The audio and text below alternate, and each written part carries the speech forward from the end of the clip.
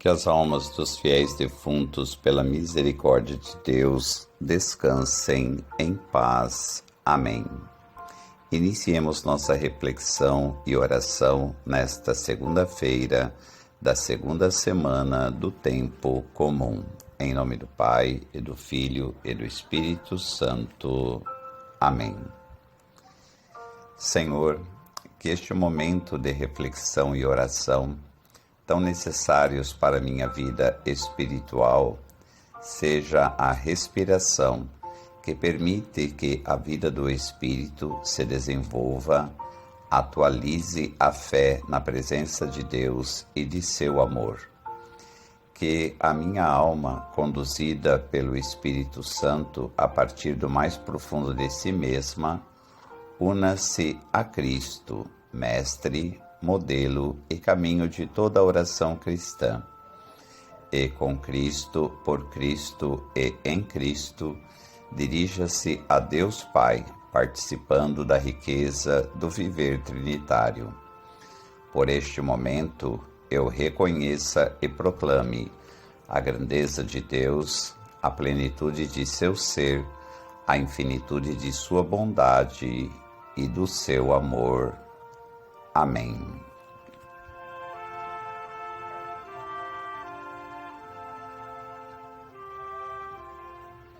Meus irmãos e minhas irmãs, a liturgia de hoje nos coloca diante do Evangelho de São Marcos, capítulo 2, versículos de 18 a 22. E gostaria de destacar com vocês o versículo 22, que nos diz: vinho em odres novos. A novidade da boa nova do Evangelho que Jesus vem proclamar custa a ser compreendida pelos homens, que muitas vezes só ouvem as palavras e não chegam a compreender-lhes o sentido. A presença de Jesus no meio dos seus discípulos era qualquer coisa de novo e muito maior do que todos os anúncios proféticos anteriores à sua vinda. Todos eles o anunciavam. Mas os discípulos só agora começavam a ter essa experiência e, em Jesus, a entrar numa nova aliança com Deus, que era para eles como a alegria de um noivado. Um dia virá a ausência do noivo, a hora em que ele for levado à morte. Então jejuarão, jejum este que está na origem do jejum pascal da Igreja. O comportamento dos discípulos dá ocasião para uma polêmica dos escribas contra Jesus. Ao contrário dos grupos religiosos do seu tempo, incluindo o de João Batista, os discípulos do Galileu não praticavam o jejum. Por quê? Porque Jesus tinha introduzido no mundo o tempo gozoso das núpcias entre Deus, o esposo, e o seu povo, a esposa. Não fazia sentido reiterar um sinal que indicasse luto. Além disso, não havia que precipitar os acontecimentos. Tempos viriam em que a adesão dos discípulos a Jesus havia de lhes custar momentos difíceis em que, para fazer penitência, não seria preciso estabelecer o jejum. As palavras sobre o pano novo em roupa velha e sobre vinho novo em odres velhos convidam-nos a compreender a novidade introduzida pelo Evangelho, confirmando a suspensão do sinal do jejum. A roupa velha da lei não consegue tolerar o pano novo representado por Jesus. No banquete de Deus com a humanidade, de que Jesus nos torna participantes, está presente o vinho novo do Espírito, que arrebenta os odres velhos dos corações endurecidos. Com isso, Jesus queria mostrar às pessoas que estava fazendo algo novo e emocionante, embora não se encaixasse no que muitos de seus companheiros judeus esperavam. Certamente, muitas pessoas se perguntaram quem era esse novato e por que ele queria perturbar o status quo. Mas Jesus simplesmente continuou pregando as boas novas, curando os enfermos e libertando os oprimidos. Jesus não estava tentando incomodar ninguém, quebrando a prática do jejum rigoroso que era comum entre os judeus mais devotos. Não, ele estava demonstrando como a vida deveria ser agora que ele, o noivo, veio e introduziu o reino de Deus. Claro, parecia arriscado não confiar tanto em práticas como o jejum. Muitas pessoas preferiram manter a maneira segura que aprenderam com seus ancestrais. Melhor isso do que se arriscar em um caminho desconhecido, na esperança de uma fé mais profunda e uma maior intimidade com Deus.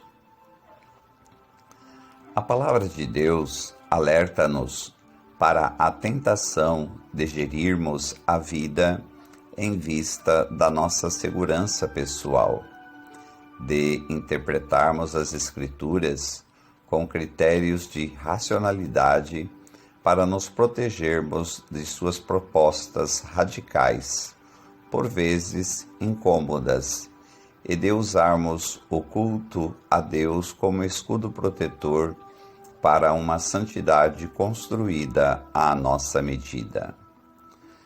A única relação com Deus que realmente nos dá segurança é a modulada pela obediência.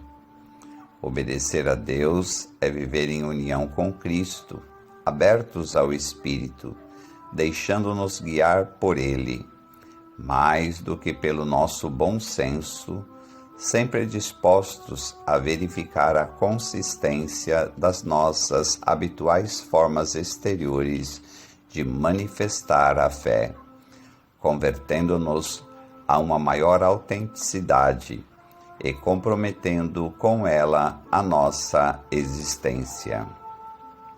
É a novidade de vida proclamada pelo Evangelho.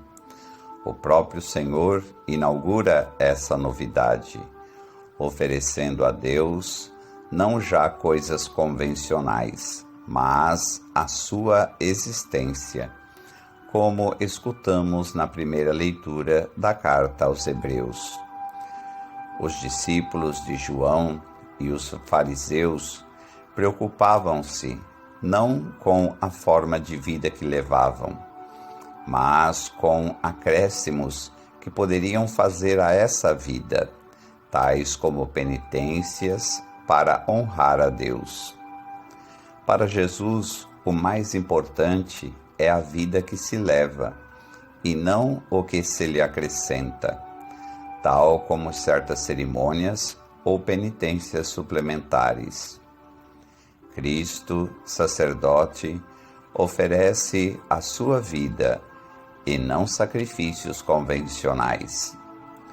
Nos dias da sua vida terrena, apresentou orações e súplicas àquele que o podia salvar da morte, com grande clamor e lágrimas, e foi atendido por causa da sua piedade, conforme Hebreus capítulo 5, versículo 7.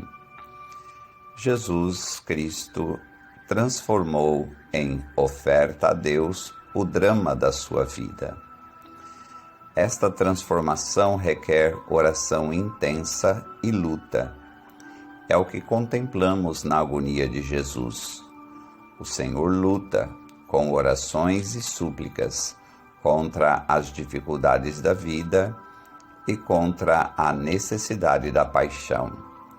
Assim transforma tudo em oferta digna de Deus, cheia do Espírito de Deus.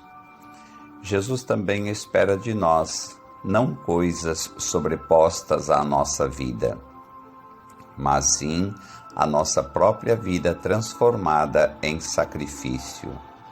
São certamente necessárias orações e mortificações que ajudam a transformar a vida.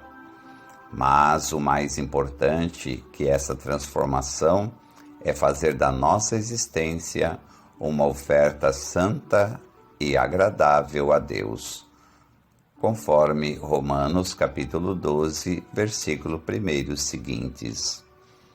Na Eucaristia, unidos a Cristo, oferecemos ao Pai o seu sacrifício, mas havemos de acrescentar-lhe a oferta de nós mesmos e da nossa vida, com as suas alegrias, dificuldades, tentações, desejos e esperanças. É este o sacrifício que agrada ao Senhor, o sacrifício da transformação da nossa vida, que o próprio Espírito de Jesus realiza em nós, se formos dóceis à sua ação. Esta espiritualidade, tão claramente expressa como oração, na prece eucarística terceira, é comum a todos os cristãos.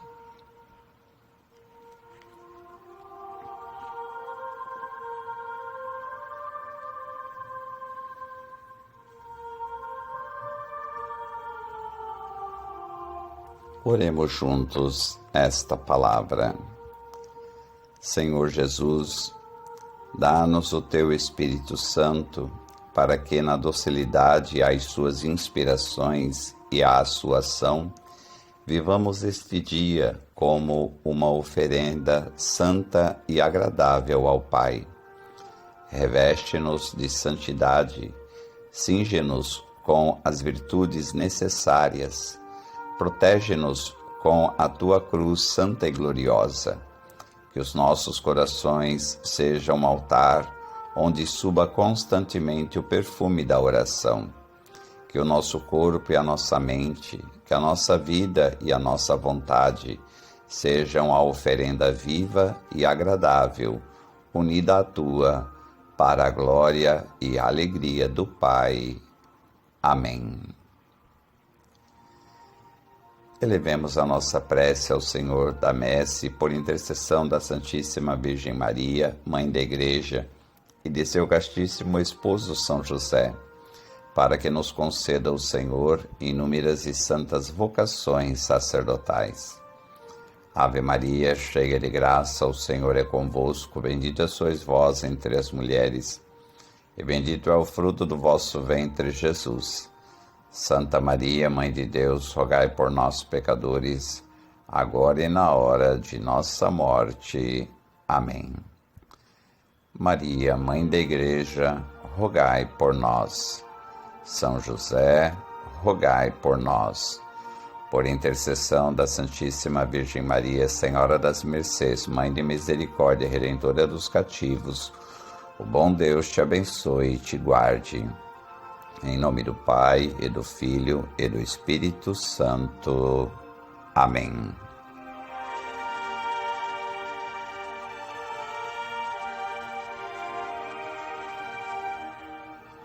Até amanhã, se Deus assim o permitir.